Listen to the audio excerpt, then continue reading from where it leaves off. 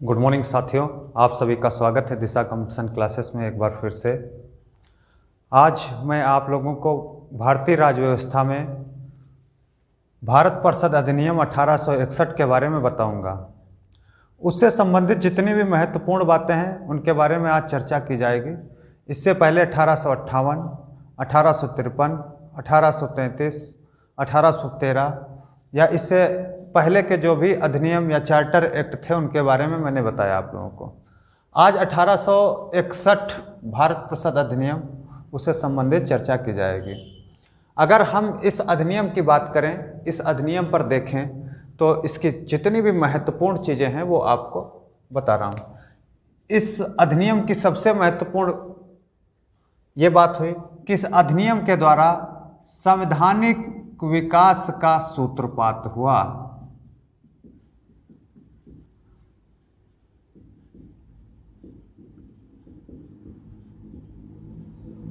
संवैधानिक विकास का सूत्रपात किया गया इस अधिनियम के द्वारा। दूसरी इंपॉर्टेंट अगर बात हम देखें तो दूसरी इंपॉर्टेंट बात इसकी, इस अधिनियम के द्वारा अंग्रेजों ने सहयोग नीति और निरंकुश उदार नीति की शुरुआत की थी। एक सहयोग नीति की शुरुआत की, दूसरा निरंकुश उदार नीति की शुरुआत की थी इस अधिनियम के द्वारा। और इसी अधिनियम में भारतीय लोगों की भागीदारी भी सुनिश्चित की गई।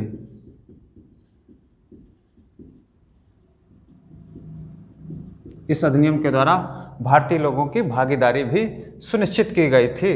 इसी अधिनियम में नए प्रांतों का निर्माण किया गया।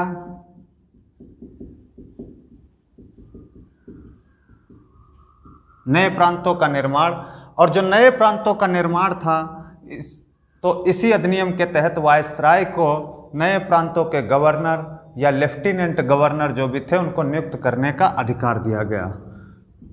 नए प्रांतों के लिए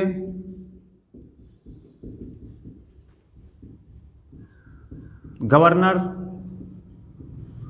और लेफ्टिनेंट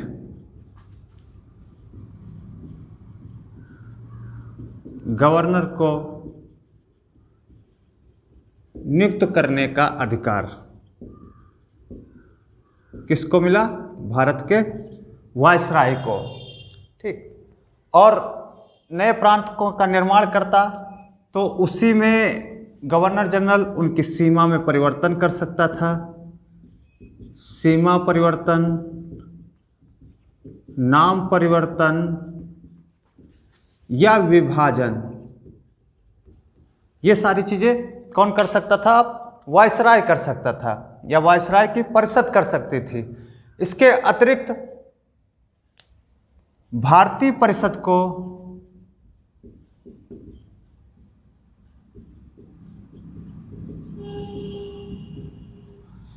सभी के लिए कानून बनाने का अधिकार प्रदान कर दिया गया।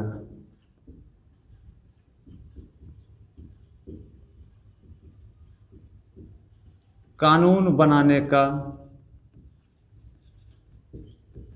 अधिकार दिया गया।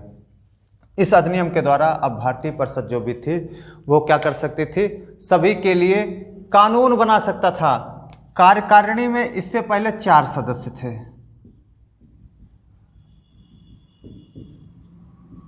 4 सदस्य थे, अब 5 सदस्य हो गए। और जो 5वां सदस्य था उसे विधिवेत्ता होना जरूरी था।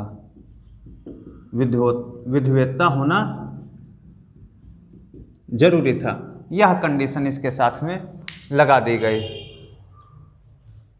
ये कुछ महत्वपूर्ण चीज़ें हैं जिनको आप नोट करते रहिए और स्क्रीनशॉट भी ले सकते हैं। इसके अतिरिक्त जो भी महत्वपूर्ण चीज़ें हुई उनके बारे में मैं बता रहा हूँ आपको कि इससे संबंधित क्या क्या चीज़ें हुई थी, तो वो चीज़ हम लोग देखते हैं।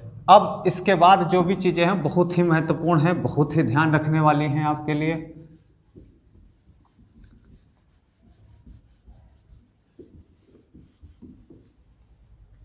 इसी अधिनियम के तहत विभागीय प्रणाली की शुरुआत हुई। विभागीय प्रणाली की शुरुआत, विभागीय प्रणाली की शुरुआत, और इसका जनक किसे मानते हैं? लॉर्ड कैनिंग को जनक मानते हैं। बहुत ही महत्वपूर्ण पॉइंट है ये। विभागीय प्रणाली किस अधिनियम के तहत शुरू हुई थी? तो भारत परिषद अधिनियम 1861 के तहत विभागीय प्रणाली की शुरुआत की गई थी। फिर इसी अधिनियम के तहत मंत्रिमंडलीय प्रणाली की शुरुआत। जब विभाग बटे तो हर किसी के मंत्री बनाए गए। इसकी भी शुरुआत की। इसकी भी शुरुआत किसने की? लॉर्ड कैनिंग ने की थी। इनको भी इसी का जनक माना जाता है। मंत्रिमंडलीय प्रणाली की शुरुआत किसने की थी? तो लॉर्ड कैनिंग ने की थी। और किस अधिनियम के तहत हुई थी? तो 1861 के तहत हुई थी। बहुत ही आसान तरीके से मैं जितने भी महत्वपूर्ण टॉपिक हैं उनके बारे में बता रहा हूं, और आपको सिर्फ ध्यान रखना है, ये चीज़ें याद करते चले जाना है। फिर इसके बाद अगर हम देखें तो अब केंद्रीकरण सत्ता के स्थान पर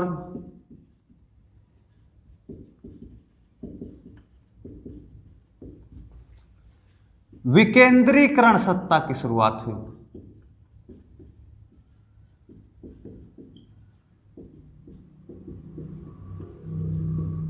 किस प्रकार की सत्ता शुरू हुई? विकेंद्रीकरण सत्ता शुरू हुई। किस अधिनियम के तहत विकेंद्रीकरण सत्ता की शुरुआत हुई थी? तो 1861 के तहत विकेंद्रीकरण की शुरुआत हुई थी। बहुत ही इंपॉर्टेंट ये सारे तीनों पॉइंट हैं। इसके बाद अगर हम देखें तो संकटकालीन अवस्था में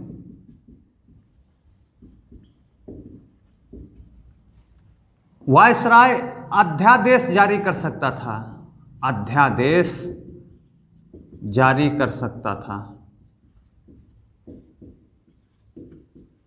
क्या अधिकार दे दिया गया? अध्यादेश जारी करने की शक्ति वायसराय को दे दी गई। किस अधिनियम के तहत दी गई थी? तो 1861 के अधिनियम के तहत वायसराय को अध्यादेश जारी करने की शक्ति इसमें प्रदान की गई। इसके बाद में केंद्र प्रेसिडेंसियों और प्रांतों, केंद्र हो गया, प्रेसिडेंस हो गया, और प्रांतों में विधान परिषद का गठन किया गया।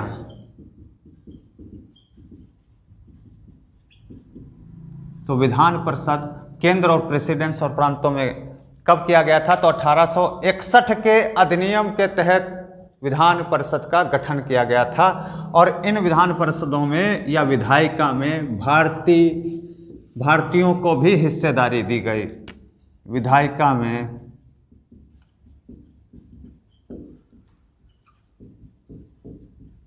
भारतीयों को भागीदारी प्रदान की गई। भारतीयों को भागीदारी प्रदान की गई। और इनमें केंद्र प्रेसिडेंसियों और प्रांतों में गैर सरकारी सदस्य भी रखे गए। इससे पहले क्या होता था? केवल सरकारी सदस्य, अब गैर सरकारी सदस्यों की नियुक्ति की गई।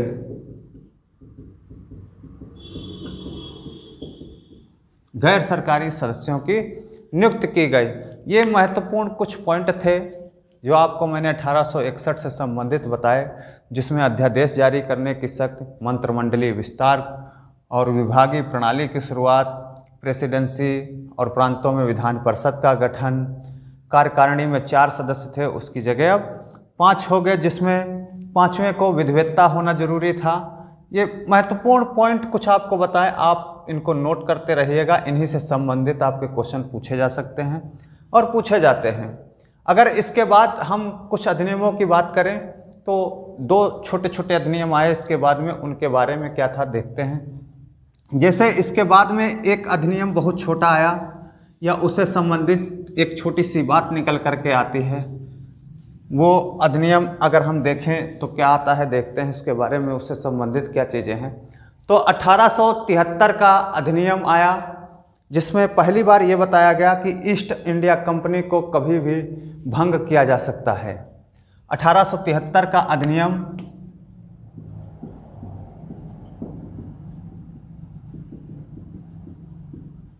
जिसमें बताया गया ईस्ट इंडिया कंपनी को कभी भी भंग किया जा सकता है, यह इस अधिनियम में बताया गया। और 4 जनवरी 1884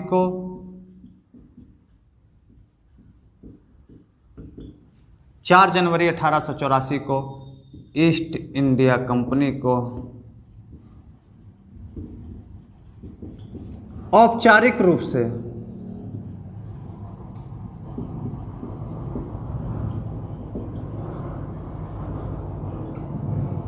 भंग कर दिया गया। 1873 कभी कभी पूछ लेते हैं ईस्ट इंडिया कंपनी को औपचारिक रूप से किस अधिनियम के तहत भंग किया गया था, तो 1873 का अधिनियम था। और कब भंग किया गया था, तो 1884 में 4 जनवरी को इसको औपचारिक रूप से भंग कर दिया गया था। इसके बाद में एक बहुत छोटा अधिनियम आया, शाही अधिनियम 1876। शाही अधिनियम 1876, उसमें बताया गया इस अधिनियम के तहत महारानी विक्टोरिया को भारत का साम्राज्ञी घोषित किया गया था। इस अधिनियम के तहत भारत में महारानी विक्टोरिया को भारत का साम्राज्ञी घोषित किया गया था।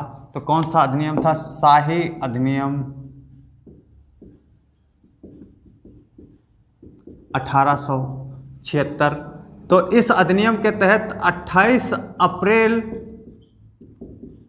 1876 को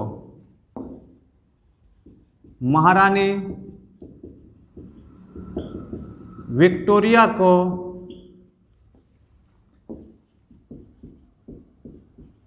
भारत का साम्राज्ञी घोषित किया गया। इसीलिए इस अधिनियम को क्या बोलते हैं? शाही अधिनियम। या ये पूछा जाता है सीधे सीधे, महारानी विक्टोरिया को किस अधिनियम के तहत भारत का साम्राज्ञी घोषित किया गया? तो शाही अधिनियम 1876। या ये पूछा जा सकता है शाही अधिनियम कब बना या कब आया? तो 1876 में आया। कब घोषित किया गया? तो 28 अप्रैल 1876 को। किसको घोषित किया गया? महारानी विक्टोरिया को। कई क्वेश्चन बन जाते हैं एक ही लाइन से, तो आप लोगों को इसको अच्छे से समझ लेना है और अच्छे से इसको नोट कर लेना है। इसके बाद अगर हम अधिनियम की बात करें तो इसके बाद 1892 का अधिनियम आया। 1892 देखते हैं, उससे संबंधित जितनी भी महत्वपूर्ण चीज़ें उनके बारे में हम लोग चर्चा करते हैं। तो भारत परिषद अधिनियम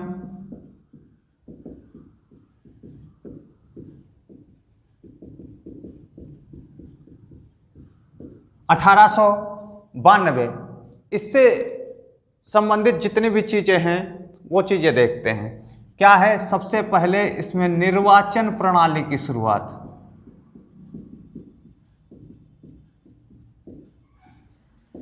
निर्वाचन प्रणाली की शुरुआत की गई। इसके बाद में अगर हम देखें तो बोर्डों, नगरपालिका,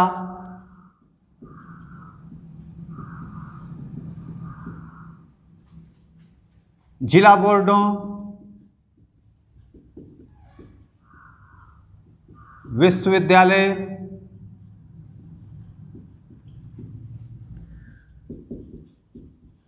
वाणिज्य में अप्रत्यक्ष रूप से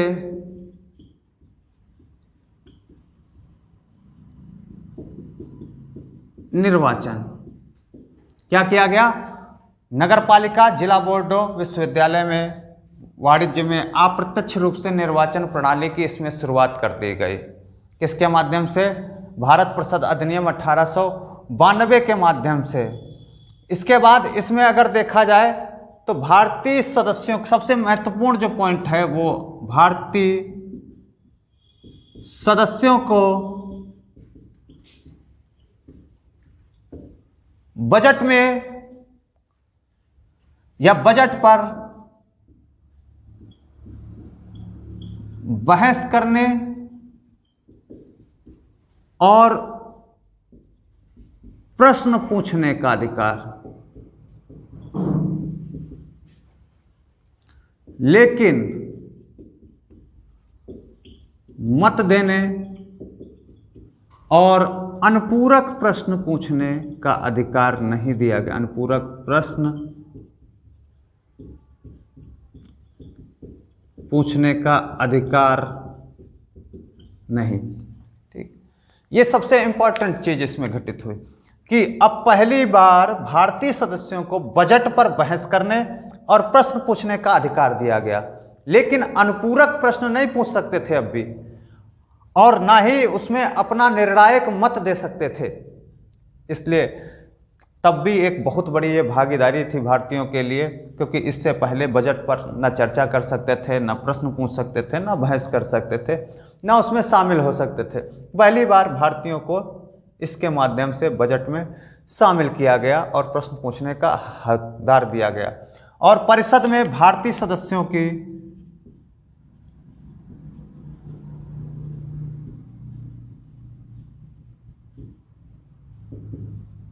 संख्या बढ़ाई गई। ये कुछ महत्वपूर्ण पॉइंट भारत परिषद अधिनियम 1892 के थे।